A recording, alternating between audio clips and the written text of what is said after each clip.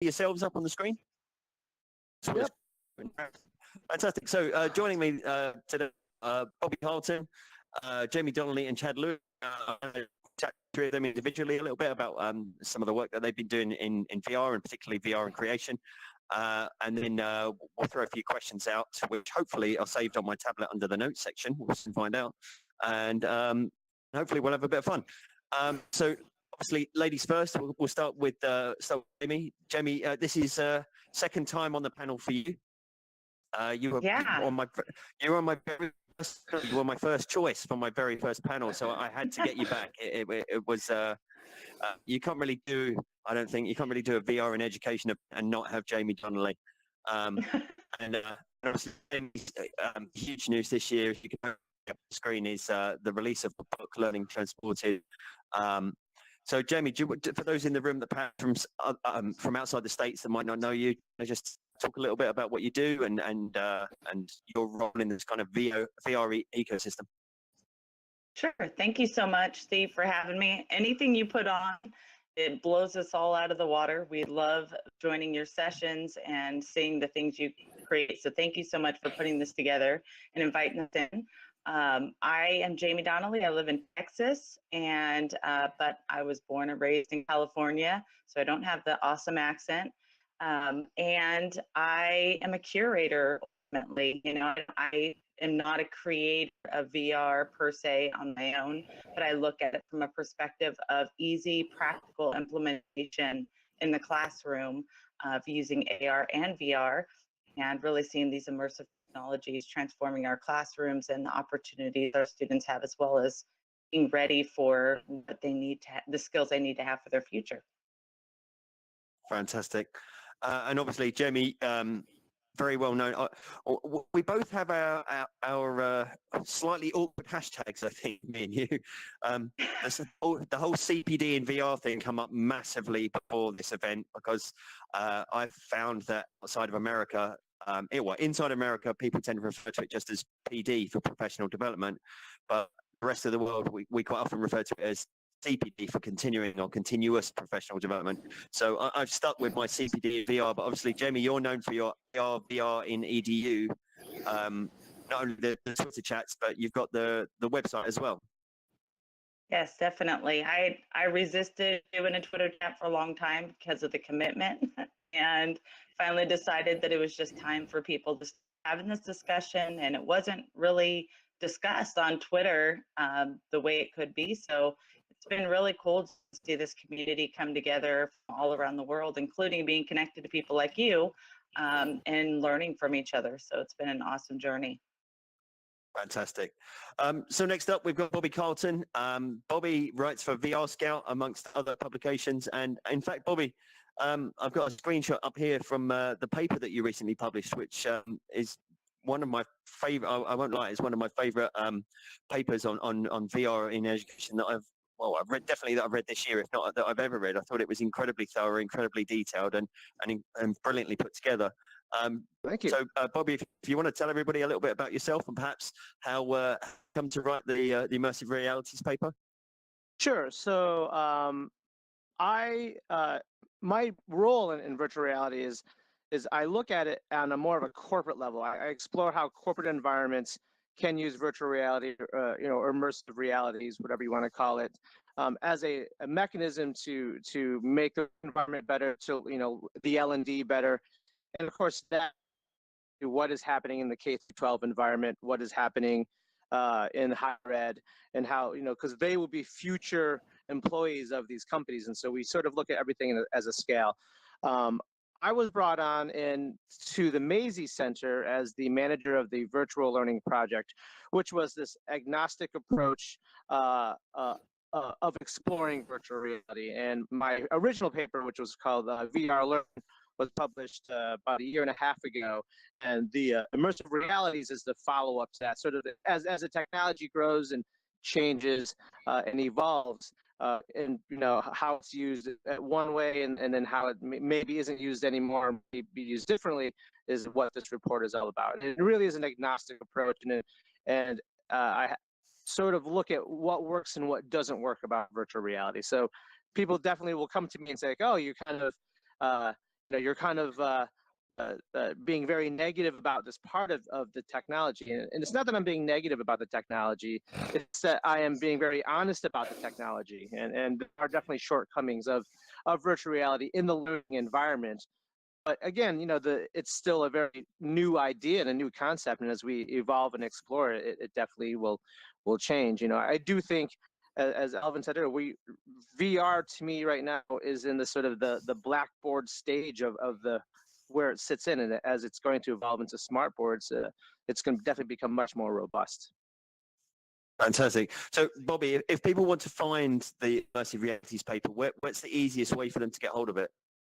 Oh, sure. So if you go to masie.com, MASIE.com, the paper's published there. It's also, you can find it on my LinkedIn page, which I can share that with you, or on my Twitter account. You can definitely find the paper there.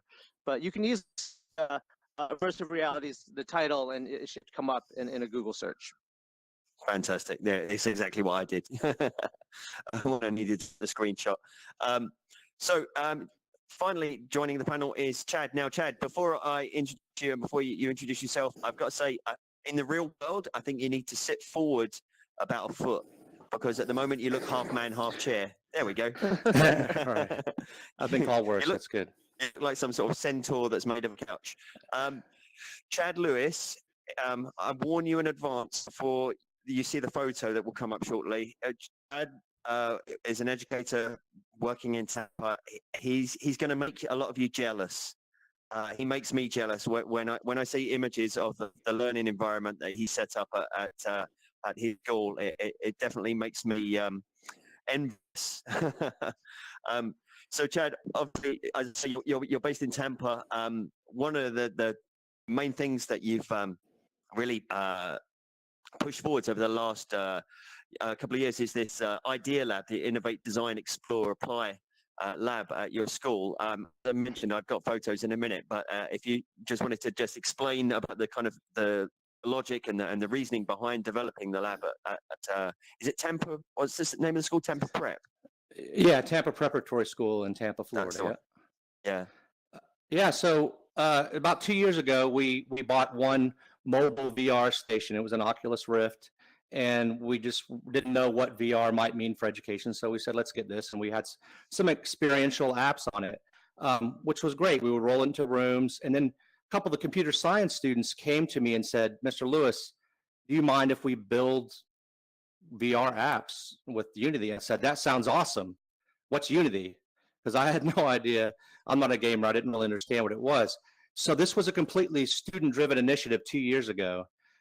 What we did is, and I don't know if there's some slides of the old space, but a year and a half ago, our librarian was retiring, and the space she had was basically a storage area for all this technology like laser discs and 8-track tapes and a literal card catalog. So it was a wasted space.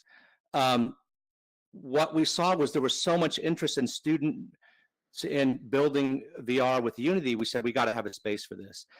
And I think that's what's important for educators, to put aside our ego. A lot of times we think that we have to be the experts in everything, but this is a completely student-driven initiative initially. Now we are going to have, for the first time, an actual class taught by one of our computer science teachers starting in the fall in our development with Unity. But without those students and giving them the space, the tools, the guidance, and this encouragement to pursue their passions, we would never have done this. So that it looks like now. It's a 6-station half Rift and half Vive, and you just have a storage closet. So space is one of those things that we don't have a lot of. We're in downtown. We're able to do quite a bit with that limited space. And as you can see, you mix different Vive and Rift together. You can have multiple sensors. They don't interfere with each other, at least up to 6 they're not. So we have the Vive sensors, only 2 of those, but they're supporting 3 of them in the lab. And they're up in the ceiling, and the Oculus sensors are on the side. But this has been one of the most transformational initiatives we've seen in computer science for getting students involved in it and interested in it. one of the main benefits I've seen is also this cross-curricular collaboration that's happening. You can see on the right-hand side, those are students sculpting virtual reality assets. And those are not computer science students, those are art students. They're creating assets and off to the Unity students to use in their VR application. So you've got art students collaborating with computer science students. You've also got art students that would have never pursued anything in 3D modeling that are now interested in pursuing that as a career because of the low level of entry to learning curve for these really artistic students. So it's been huge for us. It's absolutely amazing. I have to ask, the lighting, I really think the lighting brings so much to the space. Obviously, yeah, we had to bling it up a little bit. Yeah, we put some this really yeah. LED lights. Neon lighting, but all the different colors, and obviously that the rainbow effect that you get across a lot of the gaming keyboards. It's just, as I said, I mean, look, show of hands from the audience, who would love a space like that in their institution or their school? Yeah, exactly. I would love a spot like that. I think I might move to Tampa. So, guys, I'm going to throw a few questions at you, and we'll take turns to answer. If anyone wants to jump in first, you're more than welcome to, and I'm sure that we can manage to allow everybody to respond. So, over the last few years, there's been a real significant focus placed on the need to move students from being digital creators rather than digital consumers. But do you think that immersive technologies kind of skew that traditional paradigm in terms of content consumption, the sorts of things like this, like Bloom's taxonomy? Do you think that these lower levels, like the traditional model of content consumption, exists when it comes to VR and immersive technologies in the way that even the simple 360 video, the student has the autonomy to view it and to experience it in any way that they choose, and two students could watch the same 360 film in VR and see a different story depending on where they look. So really that's my question. Like, do you think that model, that creation versus consumption, still stands when it comes to this new kind of emergent technology? I do think that different VR experiences, whether they are 360 video or a more interactive type of experience, have its place in the learning environment. And people learn differently. There's different learning styles, and you should absolutely have different layers and different styles of how you present the information. Okay, yeah, I understand. Yeah, well, so we're a very big project-based learning school. We value that as part of our kind of learning philosophy. And I think if you can demonstrate, a student can demonstrate something they've created, it actually engages them more, but also really can demonstrate their knowledge of that particular subject area very well. And it's very scalable. You know, we started with CoSpaces 2 years ago, and that was awesome. It continues to really blow up and get better every year.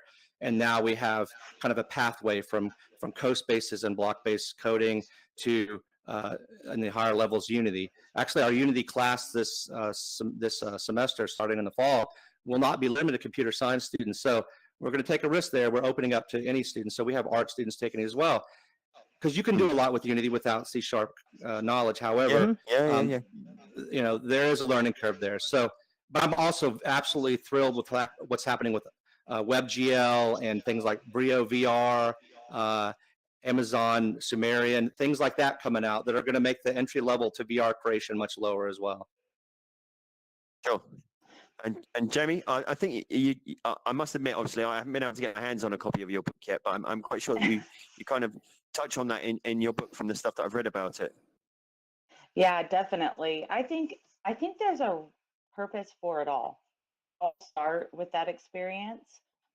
We all begin there with kind of capturing our attention and interest.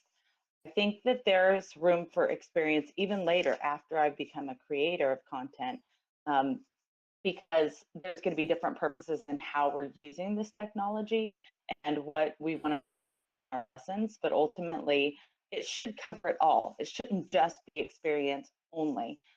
So if we have students that are creators, they should be going and experiencing what other people are creating to inspire them to create more in the future. So I really think it covers it all, but it really shouldn't just be what it has been in the past, purely experience. It really does need to move into more of that creation.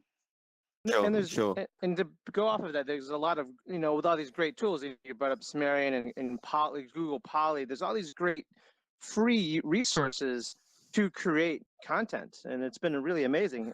There it is right there. Yeah.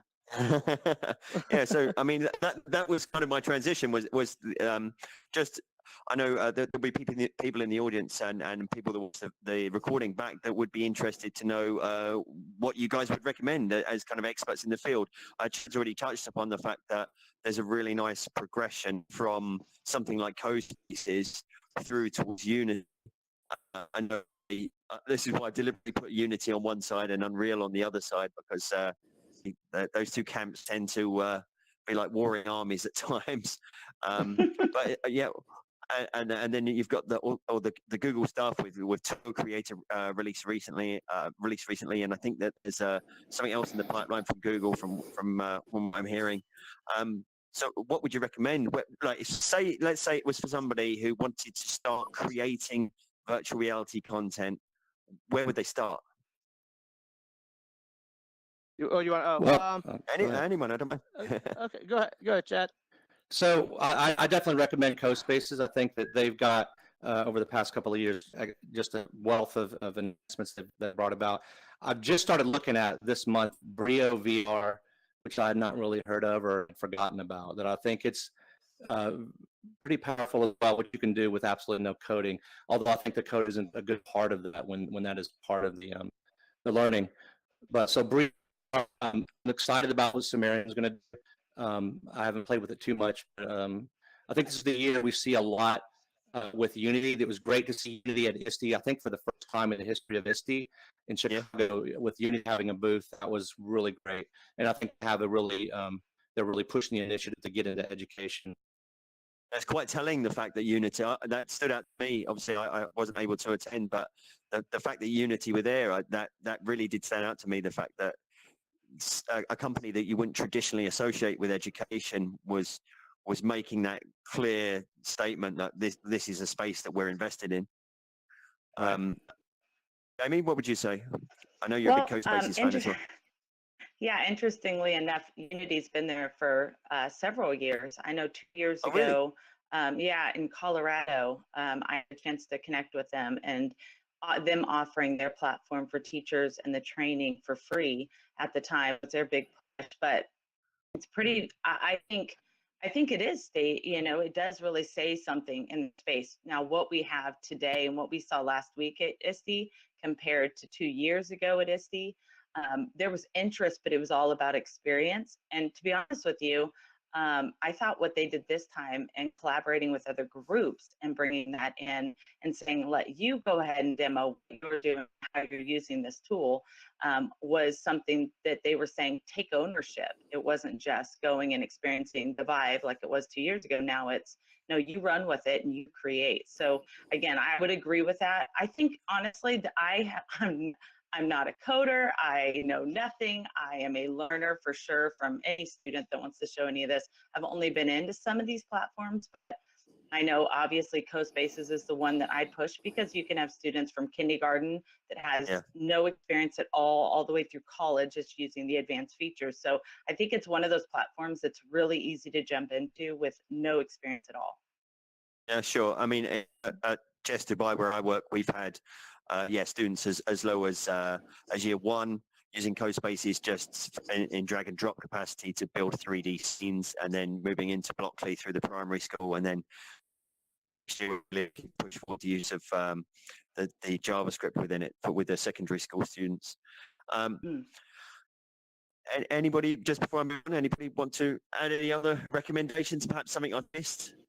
I would like to recommend, exploring app-based AR experiences. Jigspace and Orb are great platforms. They're built for any mobile device that you can create an AR, very basic AR experience, but it's that sort of basic AR experience that sort of foundation in the starting, to move on to something like Unity or Unreal or something like that.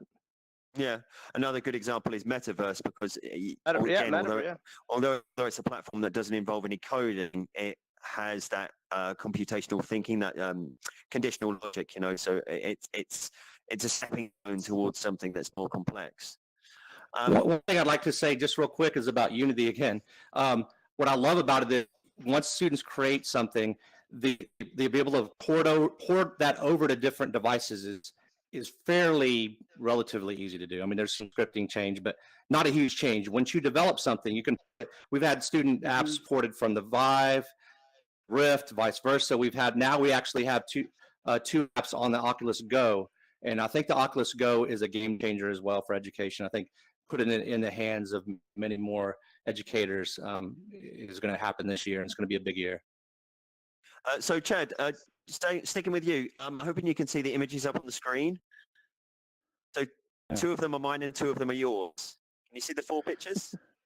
Yeah, that's my self-portrait. Okay, no. yeah, right. So I'll explain mine. Mine are quite easy, and then I would like you to explain yours. So in the top left-hand corner is a Ramadan Kareem piece of art by our Year 12 student, our head girl at Jess, as part of the big multi-year group Ramadan project that I've just completed. And in the bottom left is Crew Space's escape room that some of our Year 7 students have recently completed a project using that. And then I've put 2 of yours in, Chad. Now, the one in the bottom, I've seen this one before on your social media. So if you just want to explain what that one is. But the one on the top is amazing, but also slightly bizarre. Yeah, well, it's all pretty bizarre. Well, the initiative was we have a device called the structure sensor, which is a 3D camera, basically, mounts on top of the iPad. We're a one-to-one iPad school. So I think it's around $300, this device attached to the iPad. So we have a couple of those, and we gave it to the art department to use in VR creation with sculpting. And the bottom picture shows me, that's a scan of me. So basically a student scanned my body, my torso, and then we printed it out on a 3D printer in a second thing. We just printed that out in the OBJ file. Now the student at this 3rd level took the OBJ file and left and transformed that to the Cyclops. So that shows you how much our students think of me.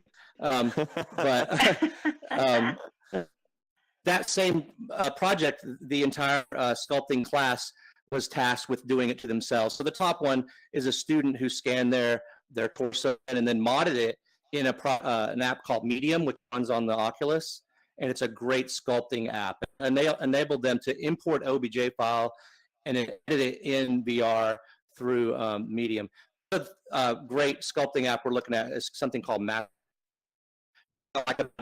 You can do real-time collaboration between students on different devices in different places. So we can have we have a Rift in the art studio and then 3 in the lab. So we have 4 students working in different places at the same time on the same project. That's amazing. Absolutely amazing. Seriously, Chad, I think I'm going to jump on a plane and come and work with you in Tampa. Come on down. So this is today, guys, is the final day of the academic year for me. Everyone else has gone on a plane and flown out of Dubai. I presented to a Google event remotely in London, and then I'm now hosting 6 hours inside Engage, as you do. Throughout this year, I've delivered tons and tons and tons of different VR projects, right the way from our, like what Jamie would call kindergarten level, like our early years level, right the way through to our 6th form. This is probably my favorite picture I took all the year. This girl, I taught her 9 years ago when she was a Year 3. She's just finished Year 12, so she'll be coming into our Year 13. And she is our sole BTEC art student. She's all the rest of our art students are taking the IB, but she's taking the BTEC. She's a great kid. And this photo was taken during a session, and there's a full video of this on the Jess Dubai YouTube channel. She was challenged to put on a presentation, an exhibition of her artwork, to promote the BTEC as a course. And what we did is she had developed all of the artwork that she was going to exhibit. She knew what she wanted to exhibit, but she didn't know how to put it all together. So myself and one of the art teachers, we put her inside Tiltbrush, and she used Tiltbrush to create a virtual gallery space and manipulate the different. She created renderings of her different pieces of work, and then was able to move them around to see how they would fit together to create essentially a route through her exhibition without spending hours moving these physical paintings through. I just love this photo, especially because she has her hair in what she refers to as her space buns. She's clearly a Star Wars fan. This year, we've adopted a new hashtag at the school as part of a new marketing push, and that is hashtag Future Ready. And we pride ourselves with trying to ensure that our students are future ready, that they're ready for jobs that don't exist yet. And we do believe that a lot of these jobs will involve immersive technologies. So guys, just to kind of panel, how important do you think virtual reality is going to be in these kids' lives in 5 years, 10 years, 20 years, when they hit the work, when they, like, say, the children that are in kindergarten now, when they hit the workforce in 25 years, 25 years, how important do you think this will be? I think it's going to be very important. I think what you're going to find is, as we move forward with the evolution of virtual reality, that you're going to find more and more uses in everyday life and in work life, as a corporate environment to explore virtual reality as a learning mechanism, as a recruitment mechanism, as an onboarding mechanism, that students today using VR or learning virtual reality or augmented reality will find that this tool will be prevalent in how they live in 5 years, and even more in 10 years, and even more in 20 years. Yeah. I Jamie? think that, go Jen, ahead. sorry. Go. So I think what you're showing here with the power of, I guess, distant or remote synchronous virtual reality is huge. So this kind of being able to collaborate with people real time, remotely, is going to be absolutely transformational. I think, especially with training, and I think what Bobby alluded to in the corporate world is going to drive a lot of that. That's where the money's going to come from. People investing in virtual reality training, so you can train people without having to fly them across the country, across the world. You know, the cost savings from virtual training will drive a lot of the initiatives. So I think it's very exciting times. I think the power of immersion is huge. That's the differentiator between AR and VR, is that you cannot be distracted, or it's very difficult to be distracted when you're immersed. You can have a 50-foot screen in front of you and still look beside you, doodle, right, pass a love note, whatever, you know. But when you're immersed, it's hard to get off track. That's interesting. Yeah, looking at the money and looking at where AR and VR is going, the investment by these big companies, where we're at today, an investment of $17 billion, looking at 2020 of over $140 billion. In that investment, we're going to see a huge jump for sure from companies. I have been surprised at how my children, my own kids, have responded to some VR experiences. I thought they would be all over the games and creating or exploring. And surprisingly, they want to go into Netflix, and they want to go into Hulu, and they want to go into their own space. So I think Chad brought up a good point, that immersion and the distraction free, it's almost so real that when you come out of it, everything still feels VR. And that's a little scary, because I think, like Bobby was talking about, the reality of what this technology is, I think we need to look at it, but we also need to have really great balance in light of this. And we need to definitely have our students also acknowledge the balance of any technology, whether that be TV or game or VR, that we're really balancing our lives. But I certainly see the future of what they're going to be doing and their interests. Not what we think they're going to be interested in, but if we watch and see where they go when we're not directing them, I think that's where we'll start seeing some investment. Mm-hmm. Definitely. Okay, guys. I've got everybody's Twitter handles up on the screens.